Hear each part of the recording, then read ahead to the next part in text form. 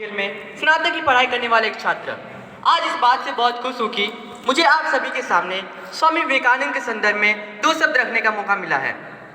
सबसे पहले मेरा आप सभी से ये प्रश्न है कि यदि आप सभी के सामने एक स्थान पर धन और एक स्थान पर बुद्धि रखी जाए तो आप किसे चुनोगे? बुद्धि को। क्यों, क्या आपके पास बुद्धि नहीं है? माफ करना, ऐसा मैंने नहीं, ऐसा स्वामी विवेकानंद ने कहा था जब उनके प्रोफेसर ने उनसे ये प्रश्न पूछा। चलिए मैं आपको एक किस्सा सुनाता हूँ। एक समय की बात है, स्वामी विवेकानंद अमेरिका की यूनिवर्सिटी में अपनी पढ़ाई कर रहे थे। तो एक दिन लंच के वक्त वो अपने प्रोफेसर के सामने रखे टेबल पर आके बैठे। तो उनके प्रोफेसर ने कहा, pigs do not seat next on A swan, अर्थात सुअर कभी भी हंस के सामने नहीं बैठता। तो क्या आप जानते हैं उन्होंने क्या कहा? उन्होंने कहा, अच्छा ठीक है, मैं उड़ जाता हूँ। ऐसा कहते ही सभी लोग हंसने लगे। दरअसल वो यही कहना चाहते हैं कि जब कभी भी आपके सामने कुछ बुरा हो रहा हो तो आप उस बुराई का उत्तर अपने ज्ञान से दीजिए। आपके ज्ञान के सामने वो बुराई खुद ब खुद घुटने टेक देगी। स्वामी विवेकानंद एक प्रसिद्ध व्यक्ति ही नहीं बल्कि वे हम सभी युवाओं के प्रेरणा के स्रोत भी रहे हैं। वो कहते हैं ना कि व्यक्ति की मृत्यु हो जाती है लेकिन व्यक्तित्व की नहीं। ठीक उसी प्रकार स्वामी विवेकानंद की मृत्यु के पश्चात भी उनके अनमोल विचार आज के समकालीन विश्व को प्रभावित करते रहे हैं। लेकिन आज मुझे ये मंच मिला है और इसीलिए मैं इस मंच पर आप सभी को किताबी बातें बताकर आपका समय व्यर्थ नहीं करना चाहता। मेरा आप सभी से एक प्रश्न है कि आप में से कितने लोग अपने जीवन में कुछ बड़ा करना चाहते हैं?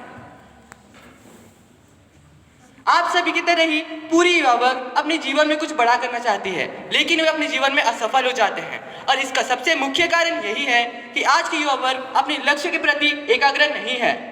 आज की युवा वर्ग फेसबुक, इंस्टाग्राम जैसी चीज़ों में ही व्यस्त रहते हैं और यही सारे ऐप्स उनके जीवन को बर्बाद कर रहे हैं। साथ ही काम वासना की गुलामी में आज की युवा वर्ग विद्यार्थी जीवन में ही प्रेम की जाल में फंस जाते हैं और फिर क्या, उनका ब्रेकअप का खेल शुरू हो जाता है। क्या आप जानते हैं कि यही ब्रेकअप का खेल उनके जीवन में गिव अप का काम करता है और वे अपने जीवन में अपने लक्ष्य को प्राप्त नहीं कर पाते हैं।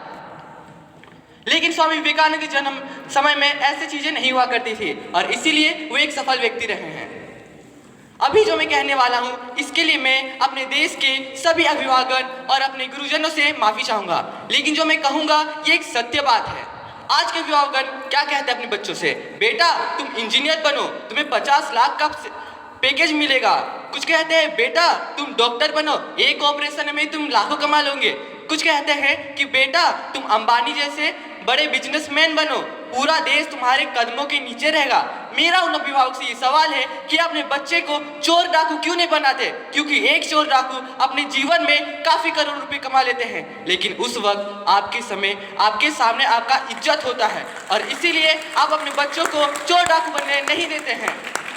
मैं आपको अपना खुद का एक कहानी सुनाता हूँ। जब मैंने अपना 10वीं का पढ़ाई पूरा किया तो मेरे कुछ रिश्तेदारों ने मेरे अभिभावकों से कहा कि तुम अपने बच्चे को साइंस स्ट्रीम दिला दो। मैं साइंस स्ट्रीम नहीं लेना चाहता था लेकिन मुझे ज़बरदस्ती साइंस स्ट्रीम दिला दिया गया और फिर क्या, कोरोना महामारी के चक्कर में मेरी पढ़ाई नहीं हो पाई। और क्या आप जानते हैं कि मैं जब 12th में था और मेरी जब परीक्षाएं निकट थी तो मैंने सोच लिया था कि मैं अपना जीवन दे दूंगा, लेकिन उस वक्त मुझे स्वामी विवेकानंद के विचारों ने सहायता किया और उन सभी विचारों से मुझे ये बल मिला कि मैं अपने जीवन में कुछ बड़ा करूंगा और मैं अभी हार नहीं मानूंगा।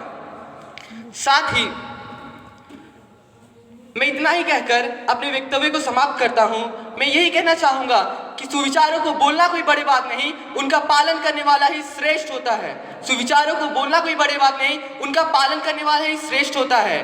और आप सभी मेरे साथ कहिए, हम अपने लक्ष्य के प्रति पूरी तरह से समर्पित रहेंगे।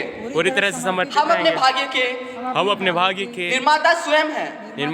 और आज मैं ये गर्व से कह सकता हूँ कि आज जो मैंने 12th के बाद साइंस स्ट्रीम छोड़कर अपने रुचि के अनुसार इतिहास के विषय से मैं अभी लाल बहादुर शास्त्री मेमोरियल में स्नातक की पढ़ाई कर रहा हूँ, इसे मुझ पर गर्व है। और मैं खुद ये कह सकता हूँ कि मैं अपने भाग्य का निर्माता स्वयं हूँ। धन्यवाद। जय हिंद, जय भारत।